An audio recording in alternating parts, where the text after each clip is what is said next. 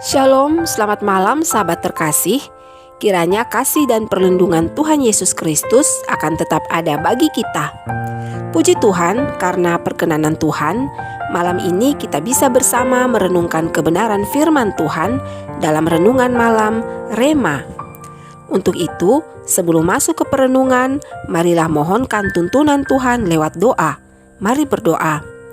Bapa kami yang di sorga, terpujilah namamu. Syukur kepadamu ya Bapa, karena malam ini Engkau perkenankan kami untuk bersama merenungkan firman-Mu. Tolonglah kami agar melalui perenungan ini kami mampu untuk melakukannya.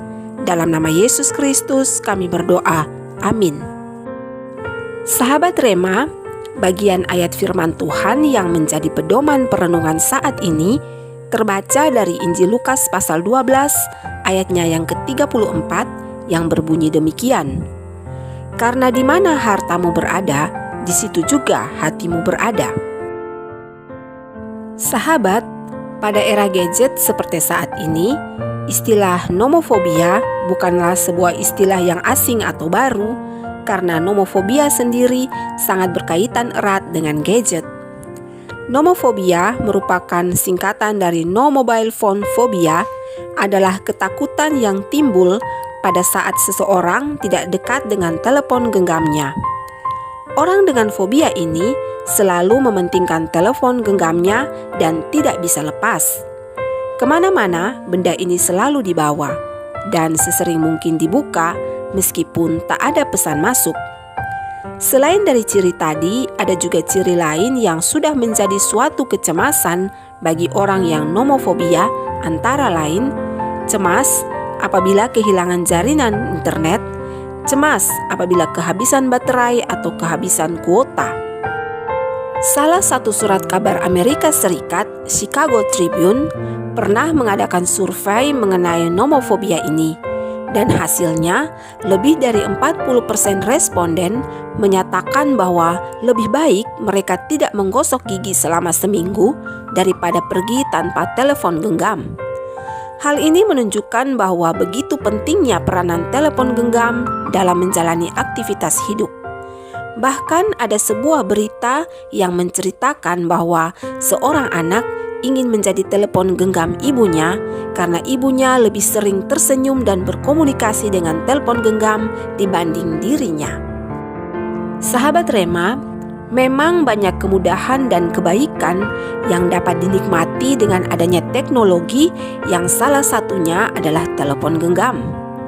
Hari-hari ini bisa dilihat bahwa berbagai kalangan dan usia juga tingkat sosial memiliki alat komunikasi ini yang bisa dikatakan sebagai kebutuhan pokok.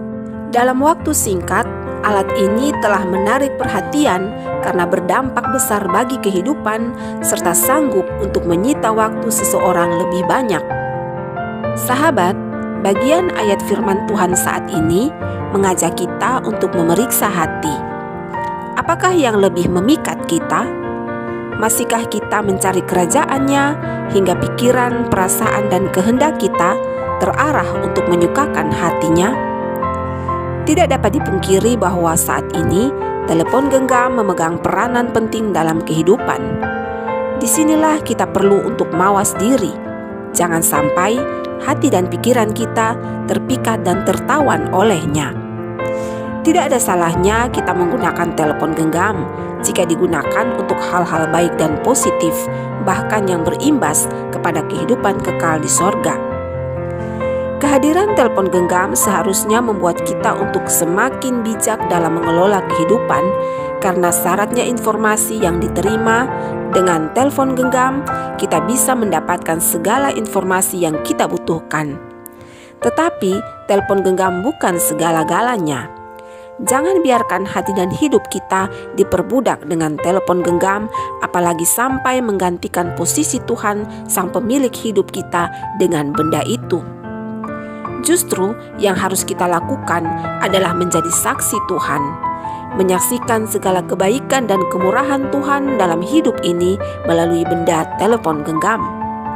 Ingatlah sahabat, hanya Tuhan saja yang layak menjadi pusat hidup kita. Tidak ada benda atau pribadi lain yang layak untuk menggesernya. waspadalah, kuasailah diri kita, dan tetaplah berdoa agar nomofobia tidak menjangkiti kita. Tuhan memberkati kita dengan firman-Nya. Sahabat, mari berdoa. Bapa kami yang di sorga, terima kasih karena telah mengingatkan kami untuk tidak terjebak dengan teknologi, tetapi mengingatkan kami untuk bijak dalam mengelola hati dan hidup dengan teknologi yang ada. Tolonglah kami dengan Roh Kudus-Mu ya Bapa, sehingga kami sanggup untuk melakukannya.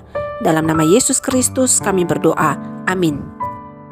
Sahabat Rema yang diberkati Tuhan, tibalah kita di akhir kebersamaan. Harapan Rema, kiranya sahabat diberkati dengan Rema kali ini. Terima kasih untuk kebersamaan dan kesetiaan sahabat bersama Rema. Jika Tuhan berkenan, maka kita pasti akan bersama pada Rema selanjutnya. Selamat beristirahat dalam kasih dan perlindungan Tuhan Yesus Kristus. Shalom.